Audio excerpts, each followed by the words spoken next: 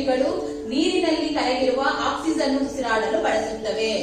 ನೀರಿನಲ್ಲಿ ಆಮ್ಲಜನಕ ಇರೋದನ್ನ ಅದು ತನ್ನ ಉಸಿರಾಟದ ಅಂಗಗಳ ಮೂಲಕ ಹೀರಿಕೊಂಡು ಏನಾಗ್ತವೆ, ಬದುಕ್ತವೆ, ಉಸಿರಾಟ ಕ್ರಿಯೆಯನ್ನ ನಡೆಸ್ತವೆ. ಯಾವುವು? ಸಮುದ್ರ ಜೀವಿಗಳು. ಯಾವುದು? ಮತ್ತೆ ಮರುಭೂಮಿ. ನಾವು ಮರುಭೂಮಿ ಅಂತ ಯಾವ ಸ್ಥಳವನ್ನು ಕರಿತೀವಪ್ಪ? ಮರುಭೂಮಿನಲ್ಲಿ ಏನಿರುತ್ತೆ ಜಾಸ್ತಿ? ಮರಳು.